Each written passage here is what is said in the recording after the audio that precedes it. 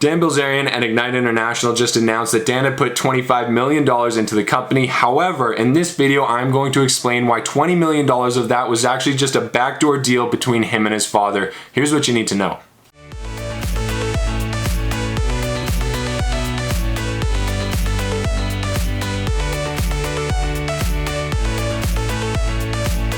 Alright, first of all, this is just my opinion. You need to do your own research, and this video is made for entertainment purposes only. I've also made a couple other videos like this, so if you want to see how Dan's expenses break down, definitely check that out. But for right now, I think that Dan bought the $20 million of debt from his father. Now, in the press release, it was unclear. It just says that Dan is going to buy $20 million in Ignite debt and then convert it into equity. However, it does not say who he's buying that debt from, and I think I have figured it out, and I think it is his father. So in this video, I'm going to explain why I think that. These online bloggers talking shit saying that I'm going broke, Ignite's going broke.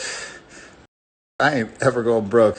Just put 25 million in Ignite. Now, the announcement that came out was Dan putting 25 million in, 5 million in stock and 20 million to buy the old convertible note. Now, the investor, like I said, was unknown. However, we need to look back at who owned that original debt to figure out how I came to Paul Bilzerian. So let's look at the original documents that Ignite filed with the SEC. Okay, so this form here is called the Form 9, and it's basically the document that any publicly traded company has to fill out anytime they bring on major new debt. And so what's really interesting here is that this document kind of outlines how they got the $20 million. And so as you can see here, item number 1, total amount of funds to be raised, $10 million in the first series that closed October 25th, 2019, and $10 million in this second series closed December 10th, 2019, up to $50 million in the aggregate for one or more series. And so basically what this form is stating is, okay, we raised $20 million of the 50 that we are eventually planning on. And so what's really interesting about this $20 million, and in particular the $10 million that they are referencing here,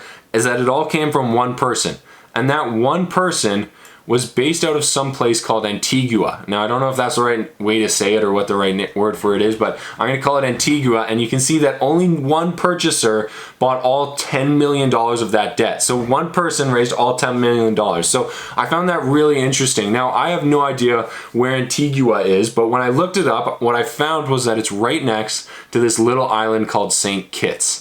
In fact, it's really close to St. Kitts. It's 104 kilometers away from St. Kitts, which means you could take a little seaplane, you could take a boat, you could take a helicopter. Geez, you could get to it pretty easily, and I'm sure there are ferries that go in between it all the time. And so what rang alarm bells for me when I heard St. Kitts and I saw how close it was to St. Kitts is that that is exactly where Paul Bilzerian lives. So it is well known, especially if you've watched any of Tom Nash's videos, that Paul Bilzerian is living in St. Kitts. And as far as we can tell, it sounds like he actually has a pretty major role in controlling this company. And what's crazy here is it all makes sense now. Paul Bilzerian gave the company $20 million. Dan Bilzerian lost the $20 million.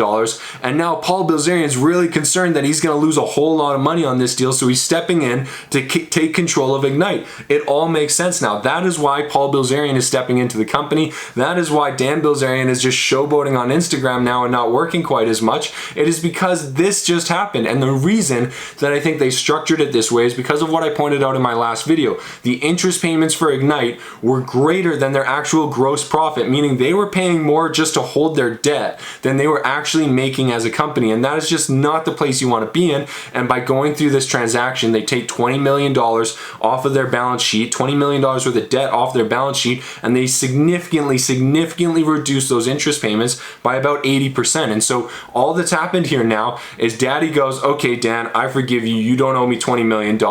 Remove that debt from the balance sheet, convert it into equity, and I'm sure Paul Bilzerian is going to get a nice personal kickback from Dan Bilzerian at some point later on down the road for literally wiping out $20 million off the balance sheet. That is what I think happened here. I do not think Dan actually went back to his dad and said, here, Daddy, here's your $20 million back, especially when his dad, if he was getting paid on it, would have made 8% per year on it, which is a fantastic investment. So super weird situation here, and I also bet there is a lot of family tension right now. Imagine being the son that just lost Daddy's $20 million.